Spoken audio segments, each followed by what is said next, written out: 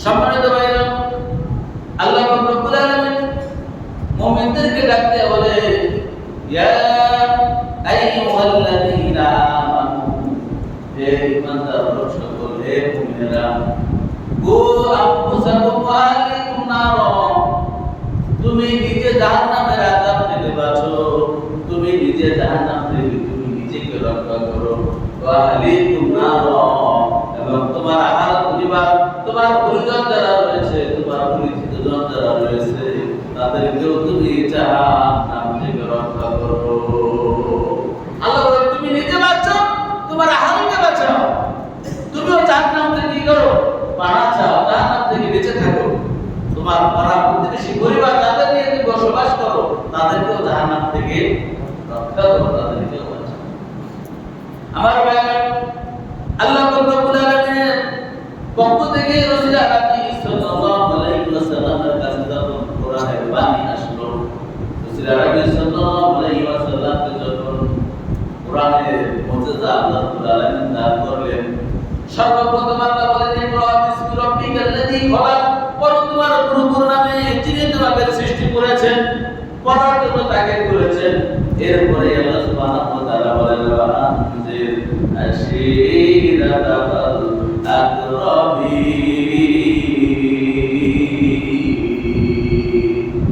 এরপরে আল্লাহ তাআলা নবী, হে আপনি আপনার আত্মীয়-স্বজন, আপনার নিকটবর্তীদেরকে জাহান্নাম থেকে ভীতি প্রদর্শন করুন, জাহান্নাম থেকে তাদেরকে বাঁচানোর জন্য ফিকির করুন। আল্লাহ রাব্বুল আলামিন রাসূল আলাইহিস সালামকে দ্বিতীয় বার্তা নির্দেশ দিয়েছে, সেটা কি? তার উম্মতদেরকে জাহান্নাম থেকে বাঁচানোর জন্য আল্লাহ তাকিদ করেছেন। তাহলে প্রথম কথাটা হচ্ছে রবের সাথে পরিচয় সম্বন্ধ করে দেন, আল্লাহর সাথে আপনার উম্মতদেরকে পরিচয় করায় দেন। দ্বিতীয় নম্বরে বলা হয়েছে তাদেরকে জাহান্নাম থেকে বাঁচান। তাহলে জাহান্নামের তীব্রতা, ভয়াবহতা কত বড়, এখান থেকে বোঝা যায়। শুরুতেই আল্লাহ সুবহানাহু ওয়া তাআলা তাকিদ করে দিয়েছেন, নবী হে আপনার উম্মতদেরকে আপনি জাহান্নাম থেকে বাঁচান, জাহান্নামের ভীতি প্রদর্শন করে, জাহান্নামের ভয় দেখাতে। তাহলে রাসূল আলাইহিস সালাম সাহাবায়ে-কেরামদেরকে জাহান্নামের ভীতি প্রদর্শন করেছেন, জাহান্নামের ভয় তাদেরকে দেখিয়েছেন। জাহান্নামের ভয় দেখানোর কারণে দুনিয়াতে জান্নাতের সার্টিফিকেট পেয়েছেন হযরত ওসমান গনি রাদিয়াল্লাহু তাআলা। জান্নাতের সার্টিফিকেট পেয়ে যাওয়া মানে কি? জান্নাতে সে কি নাজাত পেয়েছে, ঠিক না? জান্নাতের যদি সার্টিফিকেট পায়, জাহান্নামের কোনো ভয় আছে না? জাহান্নামের তার ভয় নেই। এরপরে ওসমান গনি রাদিয়াল্লাহু তাআলা যখন কোন কবরের পাশ দিয়ে যাইতেন, তার কবরটাকে জিয়ারত করতেন, এমন ভাবে কাঁদতেন, তার দাড়ি মোবারক ভিজে, তার বুক মোবারক ভিজে যেত। সাহাবারা বলতো, ভাই ওসমান, আল্লাহর নবী আপনাকে তো জান্নাতের সার্টিফিকেট দিয়েছেন, আপনাকে জান্নাতি বলে আল্লাহর নবী ঘোষণা দিয়েছেন, এরপরও আপনি কবর দেখলে এরকম হাউমাউ করে কাঁদেন কেন? ওসমান গনি রাদিয়াল্লাহু তাআলা বলেন, বন্ধুরে, কবর এমন একটা ভয়াবহ জায়গা, এমন একটা বিপদের জায়গা, একটা জনমগ্ন মানুষ বাঁচার জন্য হাবুডুবু খায়, হাতের কাছে যা কিছু পায় ওটাকেই ধরে সে বাঁচতে চায়। কিন্তু কবর এমন একটা ভয়াবহ জায়গা, সেটা জনমগ্ন ব্যক্তির চাইতেও বেশি বিপদে থাকে কবরবাসী। আমি এই বয়ে কাঁদি। ওসমান গনি রাদিয়াল্লাহু তাআলার অবস্থা এই হয়, আপনার আমার অবস্থায় কি হওয়া উচিত? সেই ফিকির আমাদের ভিতরে আসে না নাই? চিন্তা করি। সম্মানিত ভাইরা, আল্লাহ রাব্বুল আলামিন মুমিনদেরকে ডাকতে বলেন, আপনি ও মুমিনগণ, ইয়া আইয়ুহাল্লাযীনা আমানু, হে মুমিন সকল, কু আনফুসাকুম ওয়া আহলিকুম নার, তুমি নিজে জাহান্নাম থেকে বাঁচো এবং তোমার আহল পরিবারকেও জাহান্নাম থেকে বাঁচাও। তাহলে জাহান্নাম থেকে কি আমাদের সবাইকে বাঁচার ফিকির করা লাগবে না লাগবে না? লাগবে। জাহান্নাম থেকে বাঁচতে হলে জাহান্নামে যাওয়ার সকল রাস্তাগুলি আমাদের কি করতে হবে? বন্ধ করে দেওয়া দরকার। যে আমলগুলি করলে জাহান্নামে যেতে হবে, সকল আমলগুলি কি বন্ধ করা লাগবে। জান্নাতে যাওয়ার যত রাস্তা রয়েছে সকল রাস্তাগুলো কি ভালোভাবে আঁকড়ে মজবুতভাবে ধারণ করা যাবে। সম্মানিত ভাইরা, জাহান্নামে যাওয়া যাবে, জাহান্নামবাসীদের জন্য সর্বপ্রথম ঘাটিটা হচ্ছে কবর। সর্বপ্রথম ঘাটি কবর। এই কবরে যারা জাহান্নামী হবে তাদেরকে কবরে যে শাস্তি দেওয়া হবে, বলা হয়েছে এই কবরটা জাহান্নামীদের জন্য এত সংকীর্ণ করা হবে, এত সংকীর্ণ করা হবে, দুই দিক থেকে কবরের মাটি ওই কবরবাসীকে এত সহজে চাপ দিবে, একদিকের পাথরের হাত আরেকদিকের পাথরের সাথে মিশে যাবে। এত করে চাপ দিবে, একদিকের পাথরের হাত আরেকদিকে মিশে যাবে, এত সংকীর্ণ করা হবে। এভাবে তাকে কবরে আযাব দেওয়া হবে। শুধু তাই নয়, ওই কবরবাসী যদি জাহান্নামে হয়, বদকার হয়, ওই কবরে বিষাক্ত সাপ এবং কিচ্ছু থাকবে, এরা তাকে দংশন করতে থাকবে। একটা বিষাক্ত সাপ যখন তাকে দংশন করবে, দংশন করার সাথে সাথে ওই ব্যক্তি মোমের মতন চলে যাবে, আবার কিছুক্ষণের মধ্যে আবার তার বডি ফিরত আসবে, আবার দিবে মোমের মতন খুলে যাবে, আবার বডি ঠিক যেমনটা ছিল তেমন হয়ে যাবে। আর এই বডিকে আমাদের মতন এই বডি নিয়ে কি জাহান্নামের আযাব দিবে আল্লাহ? এই বডি নিয়ে না, এই যে বডি, এই বডি দিয়ে সুখ ভোগ করা যাবে না, কষ্ট ভোগ করা যাবে না। এই জন্য বডি এরকম থাকবে না। প্রত্যেকটা মানুষের বডি হবে কি সিন্তুন জিরন, 60 গজ লম্বা হবে একটা বডি। এই চামড়া এরকম থাকবে না। এই চামড়া তো দুনিয়ার আগুনে সহ্য করতে পারবে না, জাহান্নামের দিনেরা কেমনে ভোগ করবে? এজন্য এই চামড়াকে পুরো করা হবে 8 ইঞ্চি। এরপরে আযাব দেওয়া হবে। সম্মানিত ভাইরা, জাহান্নামের ভয়াবহ অনেক বড়। সংক্ষেপে আমি চাপ দিয়ে যাই, শুধু কবরের কথা বললেই সময় শেষ হয়ে যাবে। আর সামনে যেতে হবে। সম্মানিত ভাইরা, দ্বিতীয় নাম্বার হচ্ছে আমাদের পুলসিরাত। পুলসিরাত কত বছরের রাস্তা? 50,000 30,000 বছরের রাস্তা। কোন কোন জায়গায় 50,000 বছরের রাস্তা শুধু পুলসিরাত। এই পুলসিরাত বদকার দ্বারা তারা এই পুলসিরাত পার হতে পারবে না। তারা যেটা হবে চুলের চাইতেও জীবন এবং হীরকের চাইতেও ধার। এটা যখন যে যেরকম ইমানদার হবে, ওই ব্যক্তি অতটুকু নূর দেওয়া হবে, ওই নূরটা কিয়ামত থাকবে কি জুলমুল অন্ধকার, প্রচন্ড অন্ধকার থাকবে, নিগুড় অন্ধকার, কিছুই দেখা যায় না। সেখানে পুলসিরাত পার হতে হবে। যার যেরকম ইমান থাকবে অতটুকু পরিমাণ তাকে নূর দেওয়া হবে। যার ইমান বেশি থাকবে, মুক্ত থাকবে, মজবুত থাকবে, ওই ব্যক্তি কি এই পুলসিরাত বীজ দিয়ে দেয়, পার ঘোরাকের নেয়, বীজ দিয়ে সে পার হয়ে যাবে। 30,000 বছরের রাস্তা মুহূর্তের ভিতরে সে পার হয়ে যাবে। কিন্তু ভাইরা, বদকার ব্যক্তির জন্য ওই পুলসিরাত হবে 30,000 বছরের রাস্তা। ওই ব্যক্তি যদি সামান্যতম ইমান নিয়ে সেখানে যায়, ওই ব্যক্তিকে জোনাক কি গোগার মতো একটু নূর দেওয়া হবে। ওই নূরটা যখন একটু জ্বলবে, ওই ব্যক্তির সামনে কিছুক্ষণ অগ্রসর হবে, আবার যখন অন্ধকারে মিলে যাবে তখন ওই ব্যক্তি আবার থমকে দাঁড়িয়ে যাবে। এভাবে করে করে 30,000 বছরের রাস্তা তার পার হওয়া লাগবে। তাহলে কতটা ভয়াবহ! আর ওই ব্যক্তি বরাবর নিয়ে ওই কবর দেশে যাবে, ওই পুলসিরাতের ময়দানে উঠবে। ওই ব্যক্তি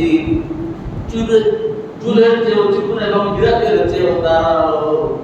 ওই পুলসিরাতের উপরে উঠে পুলসিরাতে কেটে জাহান্নামের নিচে জলতল দেশে চলে যাবে। সেখানে সে জাহান্নামের শাস্তি ভোগ করতে থাকে। সম্মানিত ভাইরা, জাহান্নামের শাস্তি কত ভয়াবহ! এরপরে পুলসিরাত পার হওয়ার পরে ওই ব্যক্তি হিসাব নিকাশের পালা আসবে। হিসাব নিকাশের পালা। তারা জাহান্নামে কাইটে পড়ে গেছে, তো শেষ জাহান্নামে ভুগতেই আছে। যারা পার হতে পারবে এরপরে তাদের হিসাব নিকাশের পালা। হিসাব নিকাশের পালা যখন আসবে, যারা বদকার থাকবে বদকারদের বাম হাতে আমলনামা দেওয়া হবে আর নেককারদের ডান হাতে আমলনামা দেওয়া হবে। নেককাররা আমলনামা পেয়ে খুশি হয়ে যাবে। এই দুইটা দিনে পরীক্ষা দেয় না বাচ্চারা, পরীক্ষা দেওয়ার পর রেজাল্ট দেয় না, বললে রেগুলার তারা পায়, খুশি না রেজাল্ট? খুশি না রেজাল্ট? সেও খুশি, মা বাবাও খুশি, শিক্ষকরাও খুশি, পাড়া প্রতিবেশীরাও খুশি। আর যে ব্যক্তি আমলনামাটা খারাপ হয়ে যায়, রেজাল্ট খারাপ হয়ে যায়, ওই ব্যক্তিও কাঁদে, মা বাবাও তাকে বঞ্চনা করে, শিক্ষকরাও বঞ্চনা করে, এলাকাবাসীও তাকে মূল্যায়ন করে না, কোনো জায়গায় তাকে নাম পায় না। ঠিক তখন যে ব্যক্তি নেক আমল করে যাবে, নেক আমল যখন ডান হাতে পাবে, নেক আমল পাওয়ার পরে খুশি হয়ে যাবে। আত্মীয় স্বজন যারা থাকবে সবাইকে দেখাইবে, দেখো বাবার কত সুন্দর আমলনামা আল্লাহ আমাকে দিয়েছে, সবাই খুশি হয়ে যাবে। কিন্তু বদকারের বাম হাতে আমলনামা দেওয়া হবে এবং তার এই মুখটাকে ছিঁড়ে পিছনে দেওয়া হবে, সামনেও দেওয়া হবে না। বললেন কি আমল পাইলাম দেখতেও পারলাম না, কি আমল দিল আল্লাহ দেখতেও পারি না। আল্লাহ রাব্বুল আলামিন বললেন আযাবের ফেরেশতারা বলতে আযাবের ফেরেশতারা আমার ওই বান্দার হাতটাকে মটকাইয়া পিছনে দিয়া দাও, ওই ব্যক্তির হাতটাকে মটকাইয়া পিছনে নেওয়া হবে। পিছনে নেওয়ার পরে দেখবা আরে কোনো আমল তো বাদ করে নাই, সব কিছু লেখা আছে। আল্লাহ বলবেন ইকরা কিতাবাকা কাফা বিনাফসিকাল ইয়াওমা আলাইকা হাসিবা। সূরা মুসলিম 14 নম্বর আয়াত। আল্লাহ রাব্বুল আলামিন বলেন পাঠ করে তোমার আমলনামা, আজকে তোমার হিসাব নিকাশ পর্যবেক্ষণ করার জন্য, হিসাব দেওয়ার জন্য তুমি নিজেই যথেষ্ট। তোমার আমল তুমি পেশ করো, ওই ব্যক্তি দেখবে আরে আমার আমল তো বড় খারাপ।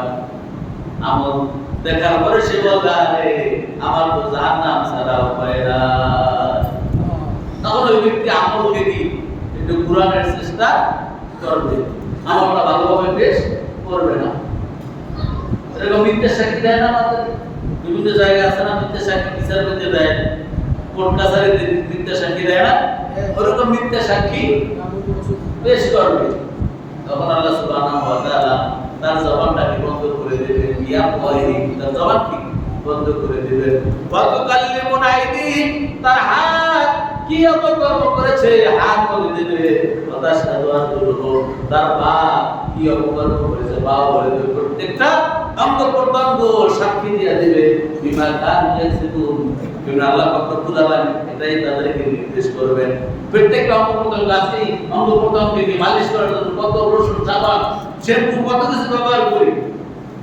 আরেকজনটা বাইরে চুরি চামারি করে কি করি, পেটেও দেই, শরীরেও কি করি, মালিশ করি।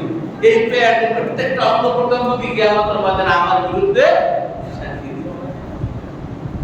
পরিবার পরিজনকে খাওয়াই, তারা তো আপনার পক্ষে সাক্ষী দিবে না, এটা আপনার নিজের অঙ্গ প্রত্যঙ্গ আপনার পক্ষে সাক্ষী দিবে না। তারা সব কথা উচিত কথা তারা বলে দিবে, আপনি আসামি হয়ে যাবেন, আমি আসামি হয়ে যাব। সম্মানিত ভাইরা, তাহলে এই হিসাব নিকাশ সেখানে কি যারা বদকার তারা ধরা খেয়ে যাবে, আর যারা নেককার তারা তো হাসতে হাসতে কি জান্নাতে চলে যাবে। সম্মানিত ভাইরা, এরপরে আল্লাহ সুবহানাহু ওয়া তাআলা হিসাব নিকাশ করার পরে জাহান্নামীদেরকে জাহান্নামে নিক্ষেপ করা হবে। জাহান্নামে নিক্ষেপ করার পরে তাদেরকে খানা পিনা বন্ধ করে দেওয়া হবে। একদিকে তো আযাব হচ্ছেই, অন্যদিকে কি খানা পিনা বন্ধ। খাবার দাবার ছাড়া দুনিয়াতে হয়তোবা 3 দিন বাঁচা যায় বা 5 দিন বাঁচা যায়, 1 সপ্তাহ বাঁচা যায়, এরপরে কি মানুষ মারা যায়। পৃথিবীতে যত কষ্ট ভোগ করতে করতে এক পর্যায়ে কি করে সে মারা যায়। কিন্তু জাহান্নামে যতই কষ্ট হোক, একবার মৃত্যু স্বাদ গ্রহণ করার পরে কিয়ামতের ময়দানে যখন আল্লাহ আবার আমাদেরকে জীবিত করবেন, এরপরে মৃত্যুকে আল্লাহ নিজেই তবে করে দিবেন, আর মানুষ মৃত্যুবরণ করবে না। ক্ষুধার পিপাসায় ছটফট করতে থাকবে, রব্বুল আলামিনকে ডাকতে বলবে রব্বুল আলামিন ক্ষুধার যন্ত্রণা তো ভোগ করতে করতেছি আর সহ্য করতে পারতেছি না রে আল্লাহ। আল্লাহ আমাদেরকে একটু খাবারের ব্যবস্থা করেন। আল্লাহ সুবহানাহু ওয়া তাআলা বলেন লাইসা লাহুম তুআমুন ইল্লা মিন গরিব। ওই কিয়ামতের ময়দানে তাদের জন্য গরি নামক খাবার ছাড়া অন্য কোনো খাবার তাদের থাকবে না। জাহান্নামে যারা গরি নামক খাবার ছাড়া অন্য কোনো খাবার তাদের জন্য থাকবে না। আল্লাহ রাব্বুল আলামিন আযাবের ফেরেশতাদেরকে বলবে মালাক যাও, তারা খাবার চায়, তাদেরকে খাবার সংগ্রহ করো, তাদেরকে খাবার সরবরাহ করো। জাহান্নামের ফেরেশতা তাদের সামনে খাবার সংগ্রহ করবে। সরবরাহ করার পরে তারা খাবারটা যখন দেখবে, খাবারের ভিতরে দেখবে যাক্কুম নামক কাঁটাওয়ালা ফল তাদের সামনে পেশ করা হবে, যার ভিতরে সাধারণত যেরকম কাঁটা আছে ওরকম কাঁটাওয়ালা খাবার তাদের সামনে পেশ করা হবে। ওদিকে তো ক্ষুধা, প্রচন্ড যন্ত্রণা, যাই পাই তাই দিয়ে কোন রকম জানটাকে বাঁচাই। ওই কাঁটাযুক্ত যাক্কুম নামক খাবারটা তারা ধরে মুখের ভিতরে পুরে দিবে। মুখের ভিতরে পুরে দেওয়ার পরে যখন ঢেকুর দিবে, এই গলা পর্যন্ত চলে আসবে। গলা পর্যন্ত চলে আসার পরে ওই কাঁটাগুলা এমন ভাবে তাদেরকে আঁকড়ে ধরবে, ওই যাক্কুম নামক ফলটা তাদের ভিতরেও যাবে না, আর বের করতেও তারা পারবে না। খাবারটা ভিতরেও যাচ্ছে না, বের করতেও পারছে না। এখন আরো বেশি যন্ত্রণা। এতক্ষণ ছিল একটা, এখন এই যন্ত্রণা আরো। তারা আফসোস করবে, হায় রে কি হলো, এই কি খাবার দিলে রে মালিক।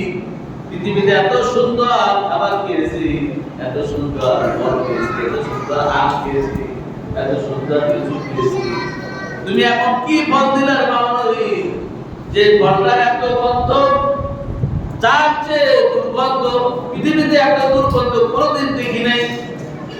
ওই ফলটা এত তিতা, বলবার পুরাবাই পৃথিবীতে এত ফল খেয়েছি, এরকম তিতা খাবার কোনোদিন খাই নাই, এত দুর্গন্ধ যুক্ত ফল কখনো দেখি নাই।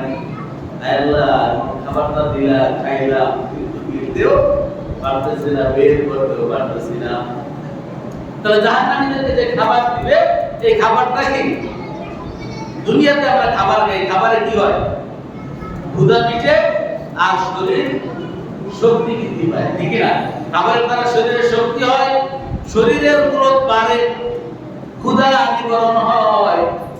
আল্লাহ রাব্বুল আলামিন বলে জাহান্নামীদেরকে যে খাবার দেওয়া হবে, ওই খাবারের ভিতরে তাদের পিপাসাও মিটবে না, তৃষ্ণাও মিটবে না, তাদের ক্ষুধাও মিটবে না, এবং শরীরের শক্তিও বৃদ্ধি হবে না। ওই জাহান্নামে যে টরি নামক খাবার সরবরাহ করা হবে, ওটা মানুষ খাবে, এর দ্বারা কোনো উপকার হবে না, না তাদের ক্ষুধা নিবারণ হবে, না তাদের শক্তি বাড়বে। এরকম একটা খাবার আমি গবেষণা করে দেখেছি, এরকম একটা খাবার এই পৃথিবীতেও আছে, এরকম একটা খাবার পৃথিবীতেও আছে, যে খাবারটা কি ক্ষুধাও মিটায় না, তৃষ্ণাও মিটায় না, শরীরের শক্তিও বৃদ্ধি পায় না। এরকম একটা খাবার আছে না? বলেন তো কি খাবারটা? হ্যাঁ বলেন কি খাবারটা এটা? যে খাবারটার গায়ে লেখা থাকে, যে খাবারটার গায়ে লেখা থাকে স্বাস্থ্যের জন্য কি ক্ষতিকর, ধূমপান মৃত্যু ঘটায়, হ্যাঁ লেখা আছে না? অথচ এরকম আমরা যেটার মধ্যে লেখা দেয় এটা ধূমপান স্বাস্থ্যের জন্য ক্ষতিকর, আবার লেখে মৃত্যু ঘটায়, অথচ এটা আবার টাকা দিয়ে কিনে খায়। এই পৃথিবীতে এমন একটা খাবার, একটাই খাবার আমার জানা মতে আমি দেখি, যেটা কি ক্ষুধাও মিটায় না, তৃষ্ণাও মিটায় না, শরীরের শক্তিও বাড়ে না, বরং আরো কি শক্তি আরো কমে। এটা খাইয়ে মানুষ অসুস্থ হয়। এই জন্য আল্লাহ বলে জাহান্নামীদেরকে যে খাবার দেওয়া হবে, ওই খাবারের ভিতরে তাদের তৃষ্ণাও মিটবে না, ক্ষুধাও মিটবে না, শরীরের শক্তি বর্ধক হবে না। এরকম একটা খাবার এই পৃথিবীতে একটাই মাত্র খাবার আমার জানা মতে জানি, যে এইটা, যেটা সূত্র দেয়।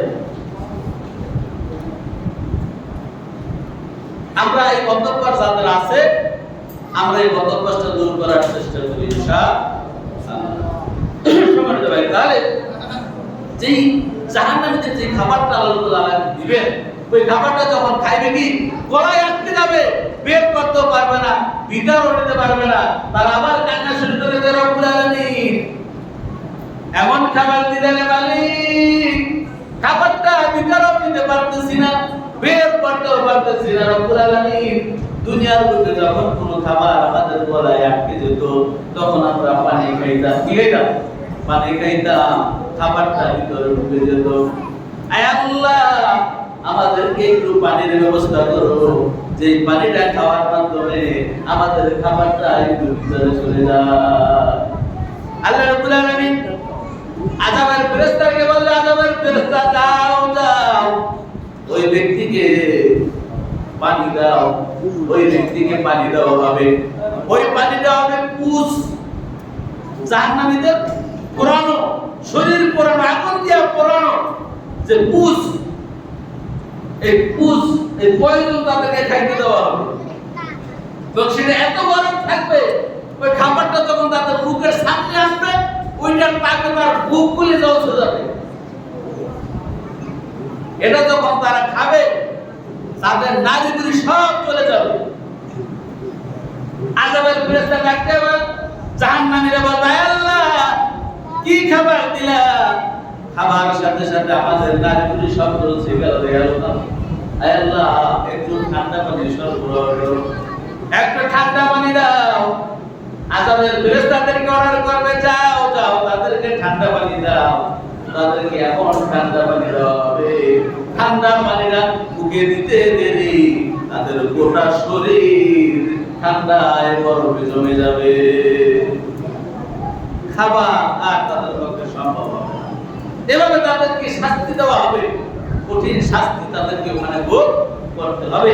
সম্মানিত ভাইরা, এজন্য ওই জাহান্নামের শাস্তি ভোগ করার আগে আমাদের দিকে সতর্ক হওয়া লাগবে না, লাগবে না ভাই? সম্মানিত ভাইরা, আল্লাহ রাব্বুল আলামিন বলেন, ওই জাহান্নামীরা তখন আযাবের যে ঘাট থাকবে, ঘাটকে ডাক দিয়ে বলবে, ভাই এই বিপদ থেকে আমাদের বাঁচানোর জন্য আল্লাহ রাব্বুল আলামিনের কাছে গিয়ে একটু আবদার পেশ করো। আল্লাহর কাছে গিয়ে বলো, আল্লাহ যেন আমাদেরকে কি মরণ দিয়ে দেয়। আমরা কি মরতে চাই আর বাঁচতে চাই না। আল্লাহর কাছে গিয়ে বলবো, আমাদের যেন আল্লাহ মৃত্যু দিয়ে দেয়। দুনিয়াতে মানুষ যখন কষ্ট পায় তখন কি করে? আল্লাহর কাছে বলে, আল্লাহ আমাকে মাইরে দাও, মরণ দিয়ে দাও। বিষ খায়, গলায় রশি দেয়, ছাদের থেকে লাভ দেয়, তাই না?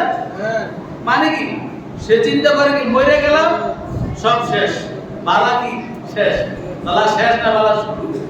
কি বালা শেষ না শুরু? মরলাম তো আরো বিপদে পড়লাম, যদি আমল নেই কামল সাথে না থাকে। আর যদি নেই কামল থাকে বন্ধু, লা তাহিনু ওয়ালা তাহজানু, কোনো ভয় নাই, কোনো টেনশন নাই, পেরেশানি নাই। আমার ভাইয়েরা, আমার বন্ধুরা, ফিরাউন যখন আসিয়া রাদিয়াল্লাহু তাআলা কে মারার জন্য তেলের কড়াইয়ের ভিতরে তেল দিয়ে টক টক করে জ্বলতেছে, আসিয়াকে বলতেছে, আসিয়া আমার উপরে ঈমান আনো না হলে তেলের ভিতরে দিয়ে তোমার কাবাব বানাইয়া দেব। আসিয়া রাদিয়াল্লাহু তাআলা আল্লাহ রাব্বুল আলামিন তাকে জান্নাতের সকল নাজ-নেয়ামত দেখাইয়া দিলেন। আসিয়া রাদিয়াল্লাহু তাআলা দুনিয়ায় বসে জান্নাতের নাজ-নেয়ামত দেখলো। দেখার পর আসিয়া বলতেছে, রে ফিরাউন, আমাদের জ্বালাবি দেরি করতেছো কেন? যত তাড়াতাড়ি আমাদের জ্বালাবি, অত তাড়াতাড়ি আমি আল্লাহর জান্নাতে চলে যাব। তো মুমিন ব্যক্তি মৃত্যুকে ভয় পায় না, সে মারা গেলেই কোথায় যাবে? জান্নাতে। কিন্তু বদ আমলকারীর জন্য দুঃখের বিনাই কোনো সীমা রেখা নাই। এজন্য আমরা মনে করি মরে গেলাম তো বেঁচে গেলাম না। আমার যদি নেক আমল সঙ্গী না থাকে, মরলাম তো আরো বেশি বিপদে পড়লাম। আমার ভাইরা, আমার বন্ধুরা, আযাবের জাহান্নামের আযাবের ফেরেশতাদেরকে বলবে, তোমরা আল্লাহর কাছে একটু বলো, আল্লাহ যেন আমাদেরকে মেরে ফেলে। তারা বলবে, রে চুপ থাক, নেমক খারাপ, তোরা আল্লাহর হুকুম মানুষ নাই, তোদের মরণ আর হবে না। এখানে কি জাহান্নামের শাস্তি বলছে। এরপরে জাহান্নামের চিন্তা করে যাক, জাহান্নামের যে দারোয়ান, জাহান্নামের যে রক্ষক, তার কাছে যাই, ওই ব্যক্তির কাছে যদি বলি, ওই ব্যক্তি হয়তো আল্লাহর কাছে আমাদের জন্য সুপুষ করবে, তাকে ডাকা হবে। ওই ব্যক্তি, ওই মালাক ফেরেশতা তখন তাদেরকে ডাকবে, 1000 বছর পরে তাদের ডাকে সাড়া দিবে। 1000 বছর পরে কি জাহান্নাম যে ডাকে সাড়া দিবে। 1000 বছর কি জৈলাপুরে তো আঙ্গার, জৈলাপুরে আঙ্গার। 1000 বছর পরে তাদেরকে যখন সাড়া দেবে, তাদের ডাকে বলবে, ভাই আল্লাহ রাব্বুল আলামিনের কাছে একটু ফরিয়াদ করো, আল্লাহ যেন আমাকে আমাদেরকে বরকত দিয়ে দেয়।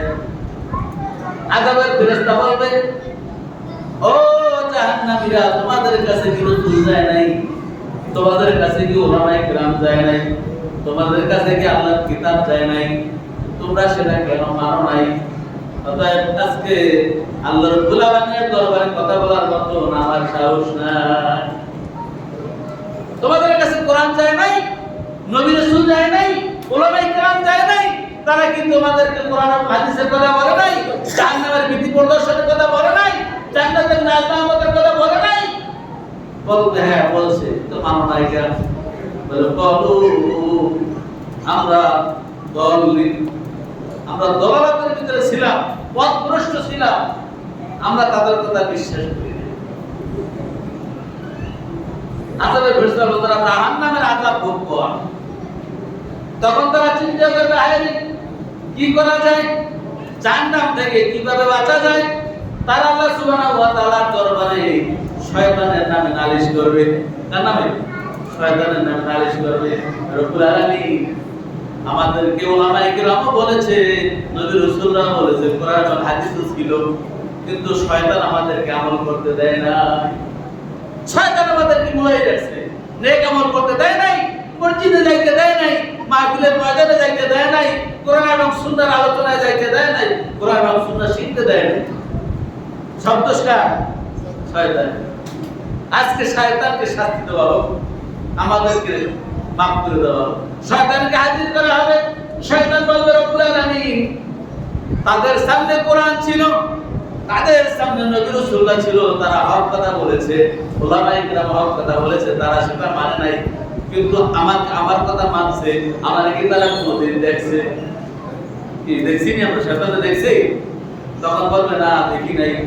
আল্লাহ তাআলা বলবে, দেখো নাই, তার কথা মানছো, আর তাদেরকে দেখছো, তাদের কথা মানো নাই, অতএব জাহান্নামের শাস্তি ভোগ করো। শয়তানের কাছে কি বিচার দিয়া পার পাবে না। এবার চিন্তা করবে, যাক শয়তানরা যখন আটকাইতে পারি নাই, যেই সমস্ত নেতারা আমাকে জাহান্নামের দিকে, এই খারাপ কাজের দিকে ডাকছে, তাদেরকে নামে কি শাস্তি বিচার দেয়। এখন যে সমস্ত নেতারা জাহান্নামের দিকে মানুষকে আহ্বান করেছে, যে সমস্ত উলামায়ে কিরাম পীর মাশায়েখরা কি করেছে, জাহান্নামী কাজ করাইছে, বাজে কাজ করাইছে, সিদ্ধি খাওয়াইছে, ওই সমস্ত লোকের বিরুদ্ধে কি মামলা দায়ের করবে। তখন তারাও তো বিপদে, তারাও তো ক্ষতিগ্রস্ত, তারাও কাঁদবে, জাহান্নামীরাও কাঁদবে, গলা ধরাধরি করে কাঁদবে, বলবে আরে ভাই আজকে তো বাঁচার কোনো উপায় নাই, এবার আমরা আল্লাহ রাব্বুল আলামিনের দরবারে সিজদা দিয়ে কাঁদি। এইবার কি সঠিক পুস্তরা পাইছে, এবার সিজদা দিয়ে আল্লাহর দরবারে কান্না শুরু করে দিবে, আল্লাহ তুমি ছাড়া আমার বাঁচার কোনো সাধ্য নাই, হেফাজতকারী আর কেউ নাই। দুনিয়াতে তো মনে করেছে অমুকে আমাকে বাঁচাইবে, তমুকে আমাকে বাঁচাইবে, অমুকে আপনি জান্নাতের সার্টিফিকেট দিবে, কিন্তু এখন দেখতেছি তুমি ছাড়া আর কোনো রক্ষাকারী নাই। আয় আল্লাহ মেহেরবানি করে আমাদেরকে আরেকবার সুযোগ দেন।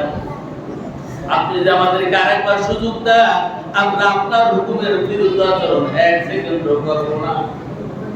যতদিন আমাদেরকে জীবন দান করবেন, 1 সেকেন্ডও আপনার হুকুমের বিরুদ্ধাচরণ করব না।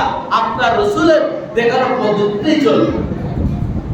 আল্লাহ রাব্বুল আলামিন বলবেন, চুপ থাক নাফরমান, তোরা জাহান্নামের মধ্যে তোদের ঠিকানা।